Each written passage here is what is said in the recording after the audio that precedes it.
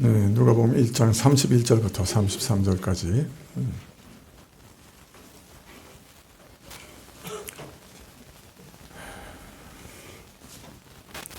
네, 신약 87쪽인데요. 네, 찾으신 줄 알고 봉독해 드리겠습니다. 네, 누가복음 1장 31절부터입니다. 보라, 내가 수태하여 아들을 낳으리니 그 이름을 예수라 하라. 저가 큰 자가 되고 지극히 높으신 이의 아들이라 일컬을 것이요, 주 하나님께서 그 조상 다윗의 비를 저에게 주시리니 영원히 야곱의 집에 왕노릇 하실 것이며 그 나라가 무궁하리라. 아멘.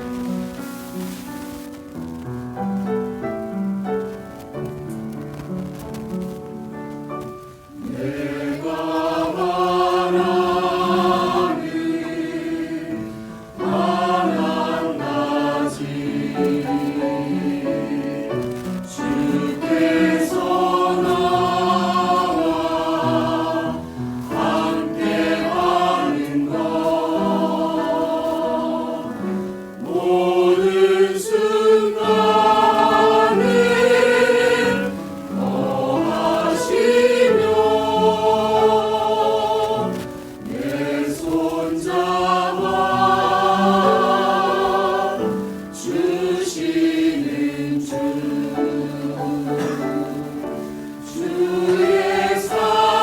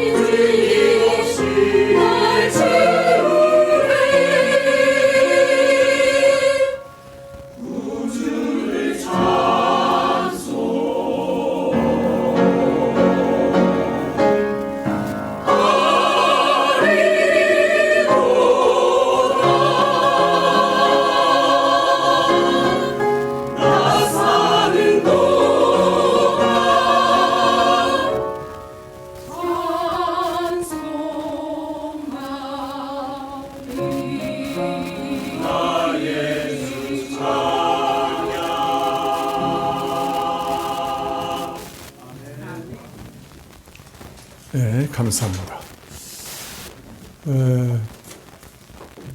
참 인류가 오랫동안 기다려왔던 첫 타락부터 하나님께서 인류에게 주셨던 그 소망, 여인에게 난 자가 인류를 죄로부터 구원하실 것이다 하셨던 그 예언이 드디어 이루어지게 되었습니다. 다윗의 후손 요셉과 정혼한 마리아에게 하나님께서 이제 아들을 주실 것인데, 바로 그 아들이 하나님께서 처음부터 인류에게 예언하셨던 그 여인의 후손이었던 것이죠. 이 아이는 큰 자가 되고 또 특히 지극히 높으시니 즉 하나님의 아들이라 불릴 것입니다. 그런데 이 아이가 얻게 될 독특한 권세는 다윗의 혈통으로 나서 다윗의 왕위에 앉아 그 하나님의 백성을 다스리는 것이었습니다. 참 그래서 예수님은 요셉과 정혼한 다윗의 후손 요셉과 정혼한 마리아에게서 나온 것이죠. 그래서 다윗의 자손으로서 다윗의 왕위를 이어받고, 그리고 하나님의 백성 이스라엘을 통치하는 자로 이 땅에 오셨던 것입니다. 자, 이어서 다윗에게 허락하신 이 왕위의 독특함에 대해서 누가복음 1장 33절에 영원히 야곱의 집에 왕 노릇하실 것이며 그 나라가 무궁하리라 그렇게 말씀하십니다. 그 왕권은 영원하고 그 나라도 무궁하다, 끝이 없다. 그 나라의 특징이 바로 이것입니다.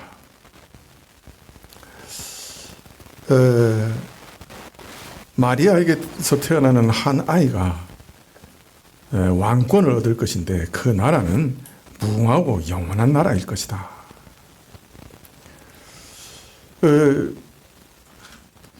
참 우리는 이 나라에 대해서 좀 깊이 생각해 볼 필요가 있습니다. 지난 시간에 살펴본 대로 하나님께서는 다윗을 이스라엘 왕으로 세우신 후에 그에게 영원한 왕위를 약속하셨죠. 사울처럼 패하지 아니할 거고 그들이 혹시 범죄할지라도 사람의 매로 징치하겠으나 다윗 왕가의 왕위는 패하지 않으리라 그렇게 약속하셨습니다. 그런데 이후 역사를 보면 다윗의 후손들이 하나님을 떠나 배반했고 이스라엘을 다스리는 데 실패합니다. 그래서 나라가 남북으로 갈려진 이후에 각각 아수르와 바벨론에게 망하여 포로로 다 끌려가서 나라가 사라져 버렸습니다. 그러나 이런 불행이 이스라엘과 다윗 왕권의 최종적인 결말은 아니라고, 이스라엘이 타국으로 끌려가기도 전부터 선지자들이 다시 고토로 돌아올 것이고 다윗 위를 이을 한 왕을 주실 것이라고 계속해서 예언하셨습니다. 이스라엘이 포로로 타국으로 끌려가서 그곳에서 사는 동안에 또 70년 후에 다시 고토로 돌아온 후에도 하나님께서는 영원한 왕에 대한 약속을 계속해서 주셨죠. 특히 포로기 동안 이 다니엘이라고 하는 분을 통해서 이 포로 기한 이후에 진행될 역사에 대해서 자세히 알려주셨는데요. 장차 강력한 제국들이 세계 역사에 연이어 등장하게 될 것이고, 그 와중에 이스라엘 백성들은 참 이 거룩하게 구별된 무리들은 많은 어려움, 정말 아주 고통스러운 일들을 수없이 겪게 될 것이고, 그러나 최종적으로는 메시아와 그 나라가 세워질 것인데 이 나라는 영원히 무너지지 않는 나라가 될 것이다. 이렇게 다니엘은 계속해서 알려줬어요. 특별히 다니엘서 2장에 보시면은 아주 재미난 사건이 하나 나옵니다. 이 느부갓네살이라고 하는 사람은 바벨론 제국을 건설한 사람이에요. 주변의 모든 나라를 평정해가지고 이제 거대한 제국을 만들었습니다. 자, 그런데 어느 날 이 느부갓네살이 침상에 누워가지고 앞으로 어떤 일들이 일어날까? 내 나라는 앞으로 어떻게 될까?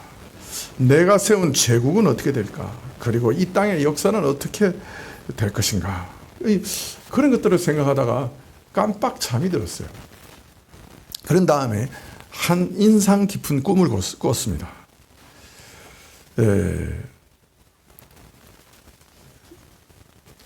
그것은 참 그 꿈은 큰 신상을 본 것이었어요. 금으로 된 머리와 은으로 된 가슴과 팔, 노수로 된 배와 넓적다리, 철로 된 종아리, 철과 진흙이 섞인 발을 가진 거대한 신상을 봤습니다. 그런데 문득 사람의 손에 의하지 않는, 사람이 손대지 않았는데도 뜨인 돌, 날아온 돌이 이 거대한 신상을 치니 그 신상이 산산이 부서져서 마치 겨가 바람에 날려가듯이 없어져 버리고, 그 신상을 친 작은 돌멩이, 이 돌은 거대한 산을 이루어서 온 세계에 충만하게 되었습니다. 이 꿈을 꿨어요. 근데 이제 문제는 느부갓네살이 깨어난 다음에 자신이 뭔가 인상 깊은 꿈을 꿨다는 것은 기억하는데 꿈 자체는 잊어버렸어요. 여러분들도 그런 경험 있습니까? 내가 뭔가 꿈을 꿨는데 꿈 내용은 기억이 안 나시는 그런 경험들은 있으실 거예요. 그죠? 뭔가 아주 충격적이거나 인상 깊은 꿈을 꿨는데 그 꿈을 꾼 이후에 그 뭘 꿨는지 하는 내용을 잃어버린 거예요. 느부갓네살이 그랬어요. 그래가지고 느부갓네살이 그 당시에 그 유명한 술객들을 다 불러가지고 내 꿈을 알리고 그 다음에 그 꿈이 뭔지 해몽을 해라, 이제 이러는 거예요. 그러니까 이제 이 술객들이 이제 그 당시에는 이제 이 술객들이 다 그 왕의 참모들이죠. 고위 참모들이죠. 이 사람들이 얘기하기를, 왕이요, 그 꿈의 내용을 우리에게 알려주십시오. 그러면 우리가 해몽을 하겠습니다. 그랬더니 왕이, 아니 내가 꾼 꿈이 뭔지도 먼저 알려주고 그 다음에 해몽도 해라. 그러니까 누가 할 수 있겠어요? 그 이제 전부 못한다고 그럴 수밖에 없겠죠. 그랬더니 이제 그 왕이, 이 쓸모없는 밥버러지들이 지금까지 내 밥만 축냈구나. 그래서 이 사람들 다 죽이라, 이제 이렇게 명령을 내립니다. 그 당시에 그 참모들 중에 이스라엘에서 잡혀온 다니엘과 세 친구도 있었지요. 이게 이제 다 죽게 생긴 거죠. 그래서 이제 다니엘이 하나님께 나가서 이제 기도합니다. 그때 이제 하나님께서 느부갓네살에게 주었던 꿈을 다니엘에게 알려주고 또 그 해몽할 은혜도 주셨죠. 그래서 다니엘이 이제 급히 이제 그 느부갓네살을 찾아갔습니다. 그리고 꿈과 그 꿈의 해석을 알려줍니다. 왕이 꾼 꿈은 보통 사람들이 꾸는 그런 꿈이 아니라 하나님께서 장래 일을 생각하는 왕에게 앞으로 세계 역사가 어떻게 진행될 것을 알리기 위해 꿈으로 특별히 알리신 겁니다. 이제 그렇게 얘기를 하면서 느부갓네살 왕이 꿈에 본 거대한 신상은 앞으로 진행될 세계 역사의 거대한 흐름을 알리는 것이다. 그래서 하나님께서 특히 어떤 강대한 나라들을 세계 역사 가운데 등장시키셔서 역사를 이끌어가게 하실 것인가 하는 것을 금신상이라고 하는 상징을 통해 보여주셨습니다. 그렇게 얘기합니다. 그래서 금으로 된 머리는 당신이 건설한 그 바벨론 제국이다. 자, 그러니까 금으로 됐으니까 사실은 문화적이나 모든 면에서 가장 찬란한 나라가 사실은 이 바벨론 제국입니다. 그 다음에 은으로 된 가슴과 팔은 메데 바사 제국, 당신의 제국 이어서 일어날 페르시아 제국이다. 그 다음에 이제 넓적다리, 노수로 된 넓적다리는 이 페르시아를 멸망시키고 일어날 헬라 제국. 그 다음에 종아리는 철로 되어 있잖아요. 그것은 바로 헬라 제국 이어서 일어날 로마 제국이다. 그리고 열 발가락은 흙과 진흙과 철로 되어 있잖아요.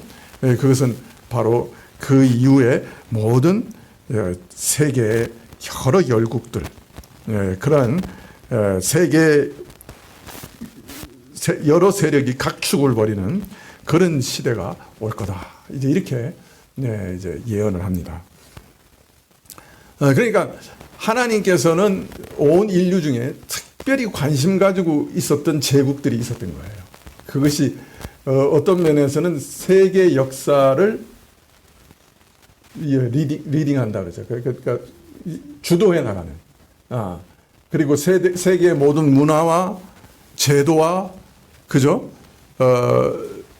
이런 문명을 사실은 이렇게 주도해 나가는. 그래서 어떤 면에서는 동양이 굉장히 문화가 발달한 것 같지만은 서양 문명하고 비교하면 상당히 늦어요.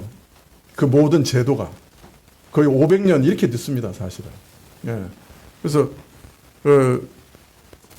이런 역사의 흐름이 쭉 이어질 것을 얘기하고 있죠. 근데 재밌는 거는 로마 이후에 로마 일어날 이 열 제국이라고 할 수 있는데 그 나라가 있는데 이거는 진흙과 철이 섞여 있어요. 그러니까 로마의 특징과 로마의 특징이 아닌 것이 섞여 있는 거예요. 근데 사실은 그 이후에 일어난 유럽 역사, 특별히 이 세계를 지배하고 다스리는 역사는 항상 보면 이 로마와 어떤 관계가 있어요. 그러니까 로마는 그 특징이 법치주의거든요. 법으로 다스리고 그 다음에 강한 군사력을 가지고 있고 또 어떤 면에서는 온 세계의 모든 인종들을 통합하는 능력이 있었어요. 거기다가 또 아주 교통이 지극히 발달한 제국이었죠. 근데 그 이후에 모든 제국들, 어떤 면에서는 세계 역사를 인도해가는 제국들을 보면 이런 특징들을 어느 정도는 다 가지고 있습니다. 뭐 대영 제국도 그렇고 지금 미국도 그렇고 그렇죠. 이거 어떤 면에서는 로마의 일종의 복사판이에요. 야, 그 사실 이제 중국하고 러시아가 미국하고 조금 이렇게 뭐랄까요, 대등하게 뭐 힘 좀 겨루어 보려고 그러지만은 일단 법치주의도 아니죠. 그죠? 인치죠. 예. 그 다음에 군사력은 조금 비등비등할지 모르지만은 교통을 지배하는 건 누구예요? 미국이에요. 해상 교통을 전부 다 지배하고 있는 게 미국이에요. 미국은 130개가 넘는 해외 군사기지를 가지고 전 세계의 항공과 해상 교통로를 다 지배하고 있어요. 이건 아주 무서운 거예요. 중국이 아무리 능력이 있다고 해도 대만 하나를, 그 해협 하나를 건너서 대만을 점령할 만한 능력이 안 되는 거죠. 지금 이란을 가서 저렇게 두들겨 패도 중국이 입 다물고 있는 거는 이란까지 배를 보낼 만한 능력이 없고 보급을 할 능력이 없는 거예요. 군대를 보낼 능력이 없어요. 그러니까 교통로가 없는 거예요, 사실은. 그래서 1대1로라고 수없이 많은 돈을 퍼부어가지고 교통로를 지금 마련하려고 하는데 육상에서 가장 중요한 1대1로의 교통 중에 제일 중요한 교량이 이번에 미국하고 이스라엘의 폭격으로 왕창 무너져 내렸어요. 수천억을 들여서 1대1로를 해가지고, 그죠? 터키, 유럽으로 이어가는 도로를 만들었는데 그 중에 가장 중요한 교량이 이번에 무너져 내렸어요. 그거 아마 다시 복구하는데 한 3, 4년 걸릴 거예요. 3, 4년도 더 오래 걸릴 거예요. 교통로를 다 부숴버렸어요, 이번에도. 하여튼 내가 왜 이런 소리 하는지 모르겠는데, 왜 이렇게 세계 역사가 이런 흐름으로, 그리고 이런 사람, 이런 나라들이 세계 역사를 주름 잡아서 계속해서 이어갈 것이다. 그 다음번에 미국 다음에는 누가 될지 모르죠. 그전에는 대영 제국이었는데, 그죠? 그 다음에 이제 요새 미국처럼 보이는데, 그 다음에 예수님이 재림하실지 그것도 모르겠지만은 하여튼 어떤 흐름이 있는 거예요. 자, 그런데 이렇게 강대한 세력들이 등장해서 세계 역사를 움직여 나가는 가운데 사람 손으로 뜨이지 않는 돌 하나가, 돌멩이 같이 보잘것없는 세력이, 즉 사람의 손, 사람의 능력으로 이루어지지 않는 한 나라가 등장할 것이다. 그리고 이 나라는 거대한 신상과 같은 세계 역사를 치게 될 것인데, 이 세상 역사를 이끌어온 강대한 세력들을 치게 되면 세상 역사 자체가 바람에 나는 겨와같이 사라져 없어질 것이고, 이 보잘것없이 작은 돌멩이 같은 나라가 거대한 산을 이루고 온 땅과 온 세계에 충만하게 될 것이고, 온 세계를 뒤덮을 거대하고 강력한 나라가 될 것이다. 자, 그러니까 이런 대단한 세상의 제국들이 계속해서 연이어 일어나지만은 마지막까지 존재하는 나라는 사람 손에서 뜨이지 않는 작은 돌과 같은 나라, 사람의 능력으로 건설되지 않는 한 작은 나라라는 거예요. 근데 이 나라가 모든 세계의 제국들을 다 바람에 나는 겨와 같이 만들 것이고 온 세계에 충만하게 될 거다. 그렇게 얘기합니다. 그래서 마지막에 다니엘서 2장 44절에 말하기를, 이 나라에 대해서 이 열왕의 때 하늘에 하나님이 한 나라를 세우시리니 이것은 영원히 망하지도 아니할 것이요 그 국권이 다른 백성에게도 돌아가지 아니할 것이요 도리어 이 모든 나라를 쳐서 멸하고 영원히 설 것이다. 예.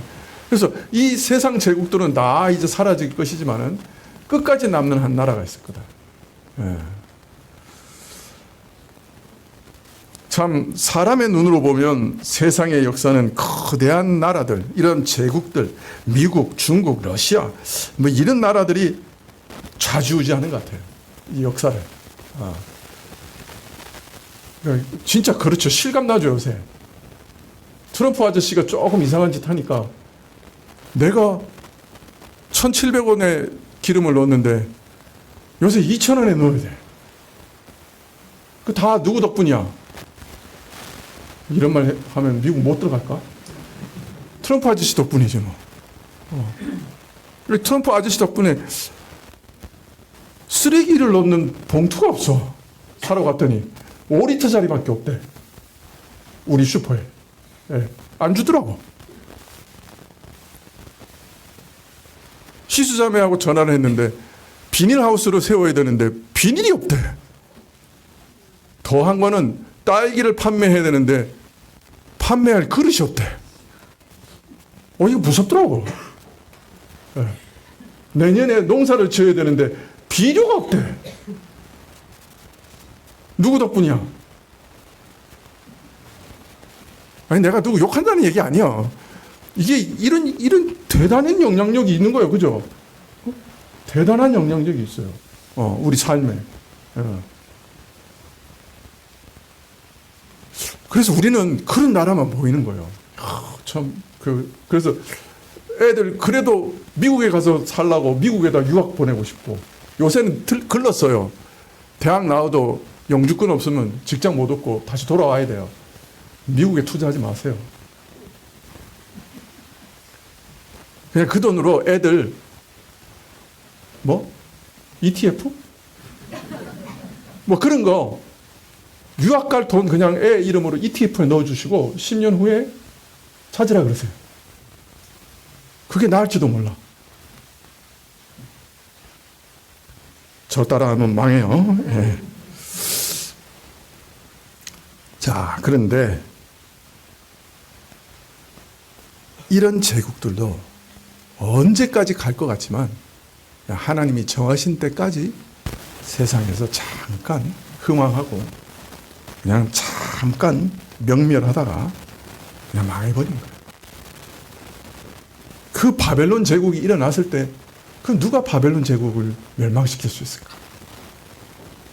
근데 페르시아가 일어났어요. 바벨론 제국은 모든 나라에서 그 중요한 인물들을 다 노예로 끌고 와서 다른 지역에다가 심었어요. 왜냐하면 그 지역에 있으면 반란을 일으키니까. 그 지역에서 반란을 일으킬 만한 사람들은 다 뽑아가지고 다른 지방에다 다 심고, 이 지방에 있는 사람들은 또 저 지방으로 옮기고 다 그래 놓은 거예요. 근데 페르시아가 쳐들어오면서 각 성마다 여러분을 다 고향으로 돌려보내겠습니다. 그랬어요. 그러니까 전쟁하겠어요? 성문 열어주겠어요? 지방에 있는 사람들이 다 성문 열어준 거예요. 어느 순간에 보니까 수도까지 와 있어. 페르시아군이. 한순간에 망해버렸어.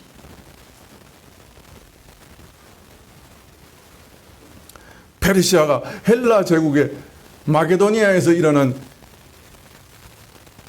알렉산더 대왕한테 겨우 5만 끌고 갔어요. 5만.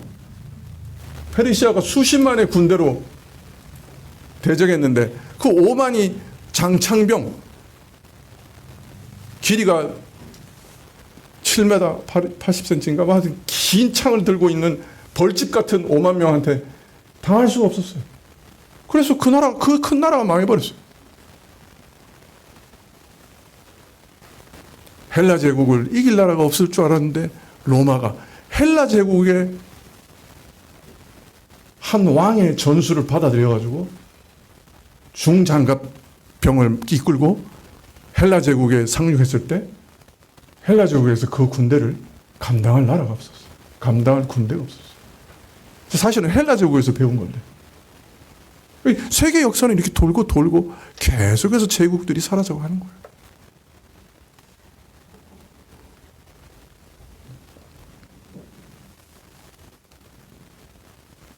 그러나 하나님께서 세우실 이 나라는 세상 나라와는 다른 나라. 세상 제국같이 파괴되거나 망하지 않는 영원한 나라고 그 왕권이 다른 백성에게 넘어가지 않을 독특한 나라예요.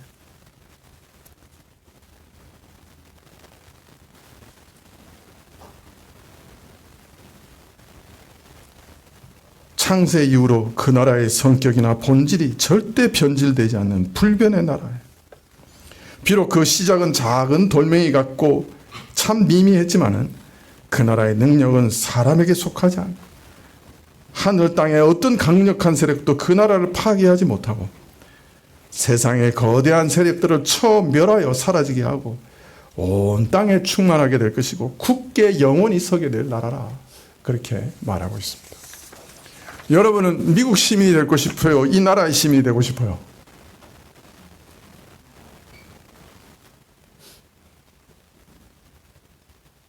그래도 미국 시민이 되고 싶어요. 그 나라 가서 왜 살라고 그런지 몰라. 어디서 총알 날라올지 모르는데 슈퍼마켓 갈 때도 총 들고 가야 되는 나라인데 왜 그 나라에 가려고 그런지 모르겠어. 제 생각입니다. 다니엘서 7장에서는 바벨론 제국의 마지막 왕 벨사살 때 네 짐승의 환상을 통해서 앞에서 보였던 강력한 제국들에 대해서 구체적으로도 알려주십니다. 그리고 나서 최종 결말에 대해서 이렇게 얘기합니다. 다니엘서 7장 13절에 내가 또 밤 이상 중에 보았는데 인자 같은 이가 하늘 구름을 타고 와서 예적부터 항상 계신 자에게 나와 그 앞에 인도되매 그에게 권세와 영광과 나라를 주고 모든 백성과 나라들과 각 방언한 자로 그를 섬기게 하였으니 그 권세는 영원한 권세라 옮기지 아니할 거요 것이요 그 나라는 패하지 아니할 것이라. 자, 앞에 영원한 나라, 그 왕권이 패하지 않을 나라가 세워질 거라고 예언했죠. 다니엘서 2장에. 다니엘서 7장에서는 그 나라의 왕권을 받을 사람이 누구냐 하는 것을 가르치고 있어요. 누구라고? 인자 같은 이라. 사람 같은 이라. 사람인데 사람 같은 이야. 즉 권세와 영광과 나라를 받으실 인물이 7장에 드러나는데 단순히 인자, 사람의 아들이라고 하는 대신에 인자 같은 이 그랬어요. 사람의 아들 같은 분, 사람에게서 난 존재, 곧 사람과 같은 분인데 뭔가 좀 특별해. 인자라고만 부를 수 없어. 네. 하나님 아들이신 분이 사람이 되어 오심으로 하나님이신 동시에 참 사람이신 분이 이 나라의 왕이 되실 것이다 하는 것을 암시하고 있어요. 그러나 그는 사람으로 오실 거예요. 그래서 인자 같은 이라고 말하고 있어요. 다니엘서 9장에 보면 이제 바벨론 제국이 무너지고 페르시아 제국이 세워진 다음에 다리오 왕 때 참 다니엘이 이제 그 70년이 다 돼서 이제 우리가 고토로 돌아갈 시기가 다 됐구나. 그렇게 하는 것을 깨닫고 하나님 앞에서 기도합니다. 기도하고 또 이스라엘의 구원을 위해 또 장래 계획을 위해 기도합니다. 하나님이 어떤 계획을 가지고 계십니까? 그때 가브리엘이 나타납니다. 그리고 70일의 이상을 알려줍니다. 예. 그 이상 중에 마지막 결말에 이렇게 얘기합니다. 다니엘서 9장 24절에 내 백성과 내 거룩한 성을 위하여 70일에로 기한을 정하였나니 허물이 마치며 죄가 끝나며 죄악이 영원히 속죄되며 영원한 의가 드러나며 이상과 예언이 응하며 또 지극히 거룩한 자가 기름 부음을 받으리라. 그래서 다니엘서 9장에는 악패 인자 같은 이가 어떤 일을 하실 것인가 하는 것을 또 확연히 드러내십니다. 그 인자 같은 이가, 그 메시아가 기름 부음을 받으면 죄와 허물이 끝나요. 죄악이 영원히 속죄되고 영원한 의가 드러나요. 이것이 메시아가 기름 부음을 받는 일을 통해서 실현될 것이다. 그렇게 말하고 있습니다. 즉 예수님께서 죽으시고 십자가에서 죽으시고 부활 승천하셔서 메시아의 권세와 영광을 받으실 때 우리의 모든 죄가 속죄되고 우리가 그리스도의 영원한 의를 얻게 되고 그리고 이 나라가 완성될 것이다 하는 것을 알리고 있는 것이죠. 오늘 참 마리아에게 가브리엘이 영원히 야곱의 집에 왕노릇 하실 것이며 그 아이가 그 나라가 무궁하리라 이렇게 말한 것은 바로 이 구약 선지자들이 특별히 이 다니엘이 계속해서 예언했던 그 인자 같으니 그 메시아가 마리아를 통해 오게 될 것이다 하는 것을 선언하는 참 너무나 놀라운 선언인 것입니다. 이 아이를 통해 영원히 무너지지 않고 다른 백성에게 왕권이 넘어가지 않는 영원한 왕권이 약속되었고 그리고 그 약속이 이제 온전히 성취될 것이다. 그렇게 가브리엘이 선언하고 있는 것이죠. 이런 뜻에서 마리아를 가리켜 은총을 입은 여인이여 라고 불렀던 것이죠.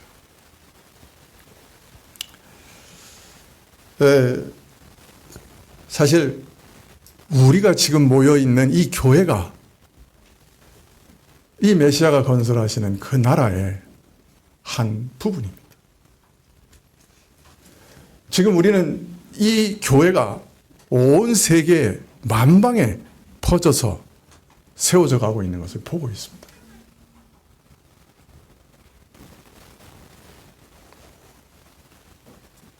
참 그러니 이 예언이 이미 우리 눈에는 그죠?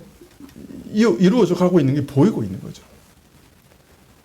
그리고 이제 예수께서 재림하실 때 진짜 영원한 나라, 결코 무너지지 않을 나라가 새하늘과 새 땅 가운데 건설되게 될 겁니다.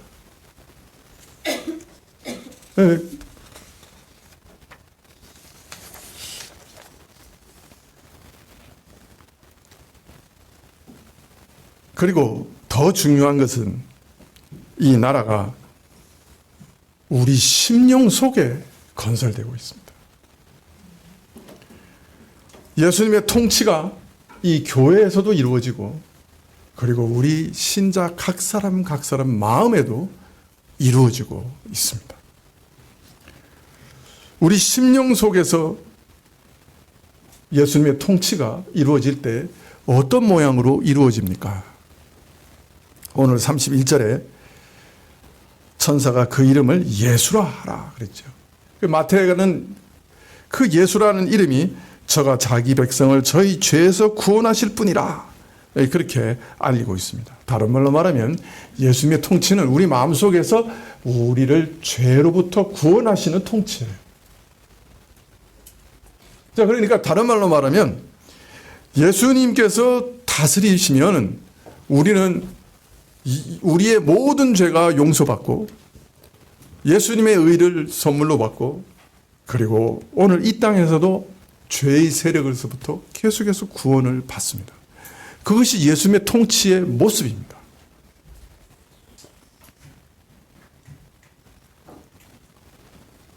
여러분, 사실 세상 제국이 왜 무너집니까?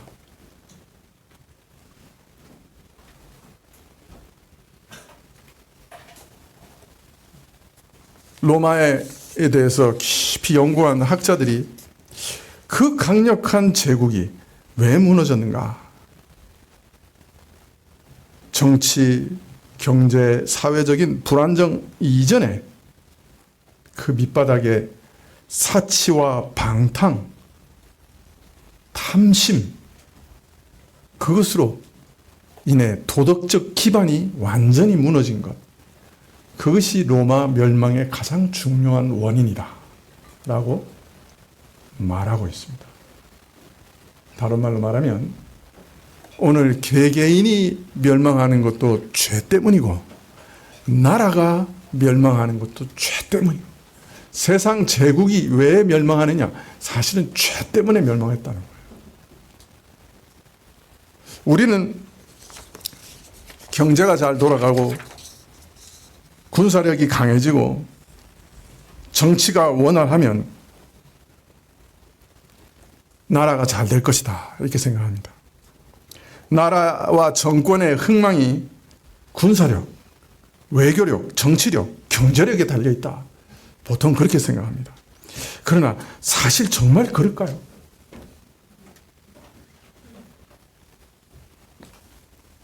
여러분, 개인으로 봐도 우리는 물질을 많이 가진 사람이 정말 행복할 거라고 생각합니다.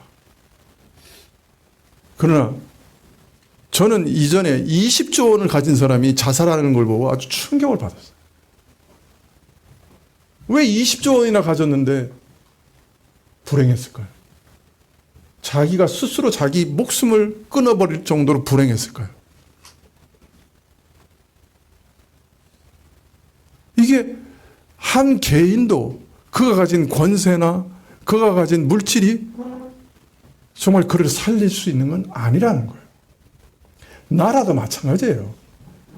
경제력, 군사력, 정치 외교력이 나라를 부강하게 하고 그 나라의 흥망을 결정하는 게 아니에요.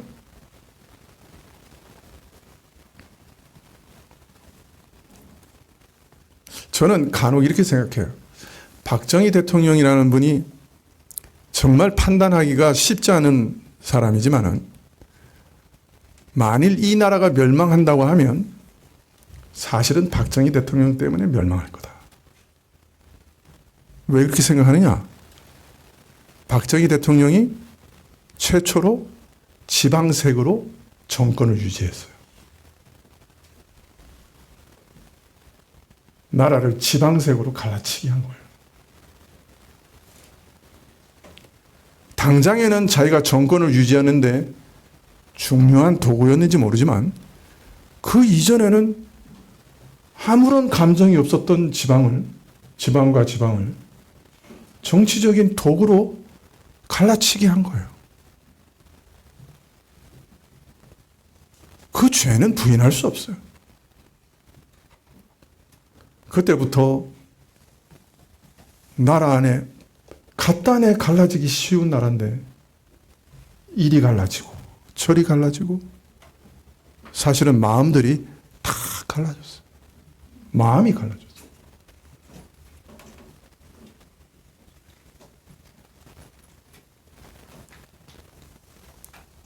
우리나라가 망한다고 하면은 정치, 군사, 경제력이 없어서 망하는 건 아니에요.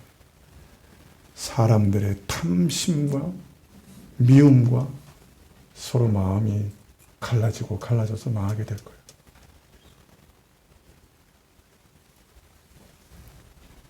고용주는 고용인이 얼마나 내게 돈을 벌어다 주느냐 그 능력과 가치를 그것으로 평가하고 고용인은 자신이 받는 보수가 많고 적음을 가지고 자신의 일의 가치와 보람을 평가하고 어떻게 하면 많이 먹고 마시고 즐기는 것 그것이 인생의 최고의 보람이다. 그렇게 생각하고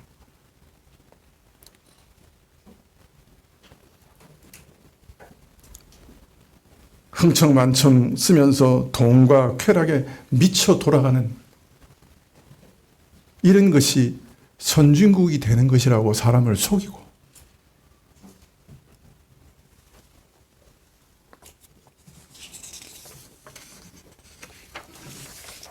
쾌락을 추구하면서 마치 바닷물을 벌컥벌컥 마시는 것처럼 참 타는 갈증을 다 마음속에 품고 살아가는 것이 나라가 강대국이 되는 것인가?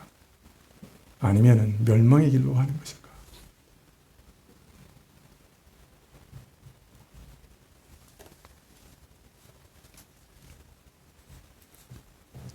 사람들이 지금은 자기밖에 없어요. 가족도 없어요. 제가 이렇게 보니까 돈 몇 억 남겨주면 큰일 나더라고. 자식들 다 싸움 나고, 그 다음에 만나지도 않고 남보다 더 못한 사이가 되더라고. 몇백만 원 가지고 서로 유산 다투면서 재판하고 서로 머리끄다미 잡고 싸우더라고.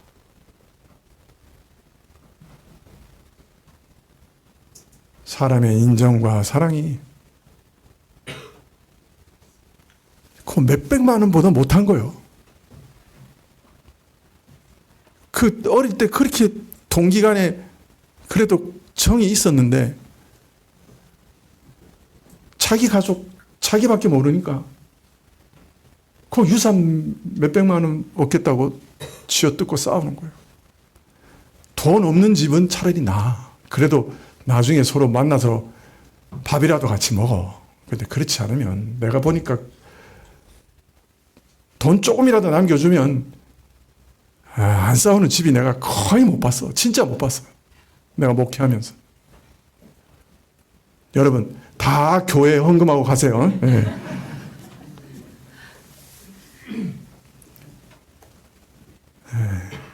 이게 우리 세태요. 우리 마음이고 우리 모습이요. 이게 누구라고 말할 필요 없어. 우리가 다 그 속에, 그 물 속에 삽니다. 그 나물에 그 밥을 먹고 산다고. 그 벗어날 수가 없어요.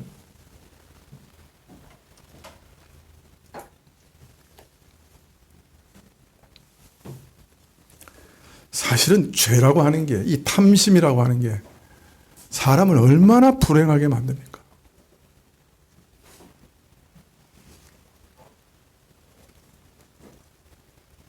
나중에 보니까 자기밖에 안 남아요. 사실은 그렇게 살면 또. 그렇잖아요.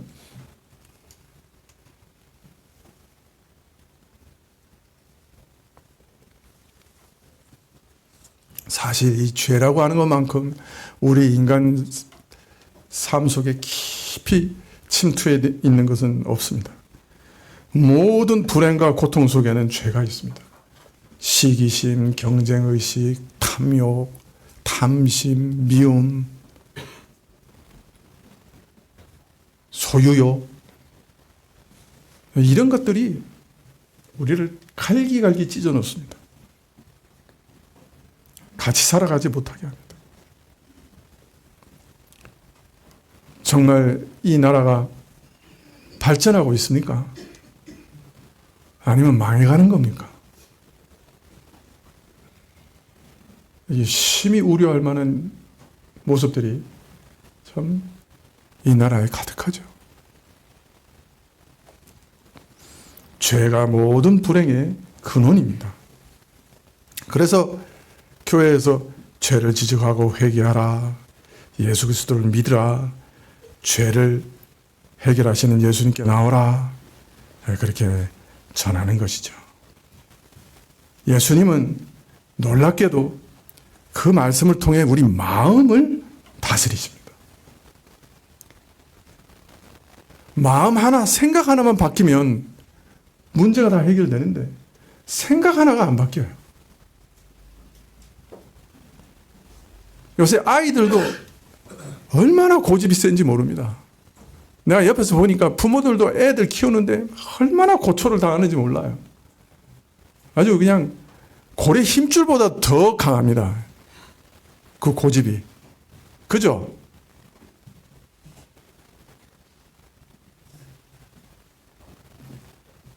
부모들은 다 그렇다 그러고 애들은 자기들은 아닌 것 같고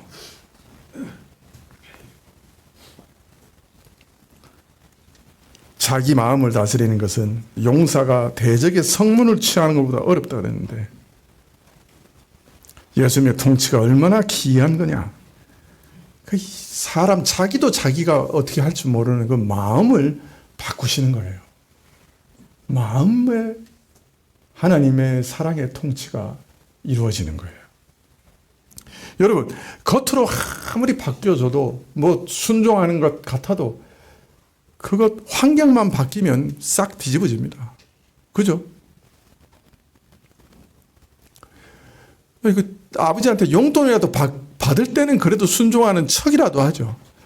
내가 독립하고 난 다음에는 에이, 언제 받냐요. 요새 애들은. 그 용돈 받는 것 때문에 순종한 거예요.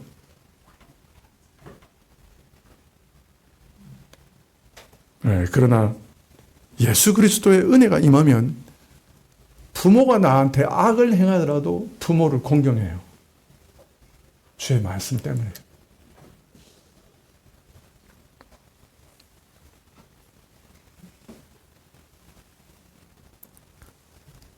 여러분, 미국은 지금 자기 말 안 들으면 다 죽이겠다고 이란에서 나오는 모든 배를 전 세계에서 다 찾아내서 납포하겠다고 으름장을 놓고 있는데 이란이 억지로 끌려와서 포기할지도 모르겠어요. 안 그러면 진짜 죽을 거니까. 그러나 환경이 달라지면 아마 달라지겠죠. 그죠? 20년 동안 농축 우라늄 안 만들겠다고 해놨지만은 미국이 힘이 싹 빠지면은 아마 3, 4년 후에 몰래 저 깊은 땅 속에서 다시 만들 거예요. 이스라엘이 알고 또 전쟁할 거예요. 앞으로 3년, 5년 후에 또 이런 일이 반복될 거예요. 제가 반예언할게요.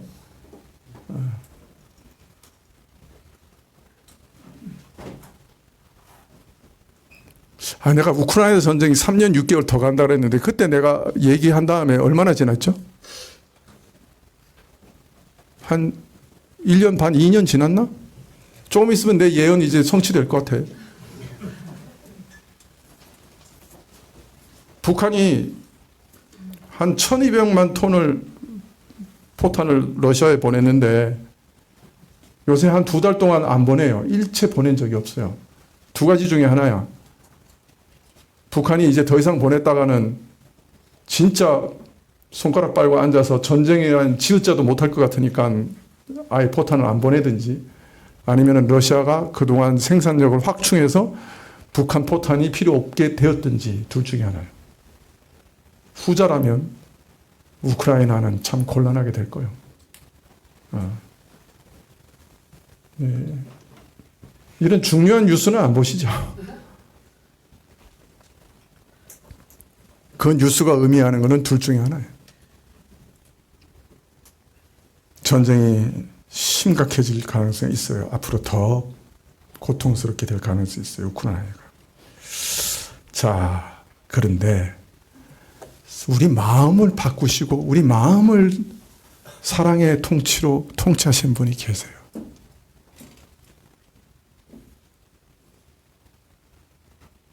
이분의 통치를 받으면 우리가 진짜 행복해져요. 우리 마음이 포도나무와 무화과나무 아래서 평화를 누리는 것처럼 참된 평화를 누리게 돼요. 두려운 것이 없어져요. 마음의 어두움이 사라지고 사랑이 충만하게 돼요. 그러나 그것으로 끝나는 게 아니에요. 마지막 날 그의 나라가 이 땅에 우리 눈으로 보게 임하실 때 영원히 그 나라에 가서 영원히 살게 될 거예요. 여러분, 그 나라에 초대받은 주의 백성이잖아요. 여러분의 마음속에 예수님의 이런 통치가 지금 있으십니까? 예수님의 통치가 여러분의 마음을 바꾸고 계십니까? 여러분의 생각을 지금 바꾸고 계십니까? 여러분이 도저히 용서하지 못하는 사람을 용서할 수 있게 합니까? 여러분이 지난 모든 날을 원망하던 그 원망과 참 분노의 삶이 참 기쁨과 참 감사의 삶으로 바뀌었습니까? 참 짜증나고 고통스럽고 어려운 삶이 평강의 삶으로 바뀌었습니까? 환경이 안 바뀌더라도 여러분 마음이 바뀔 수 있어요. 생각 하나만 바뀌면 사람은 완전히 달라져요. 그 일을 오늘도 하세요. 예수님께서 우리 마음속에서. 그것 경험해야 내가 진짜 예수님의 통치를 받고 있구나. 내가 내 믿음이 정말 구원받을 믿음이구나 하는 것을 다시금 확인하게 되는 거예요. 예수님의 통치는 우리를 구원하실 뿐 아니라 지금도 우리를 죄에서 구원하시는 통치예요. 근데 그게 매일매일 내 속에서 일어나야 돼요. 그래서 가장 많이 기도해야 될 게 내 생각을 바꿔달라고 하는 기도예요. 내 삶을 바꿔달라고 하는 기도예요. 기도하시겠습니다.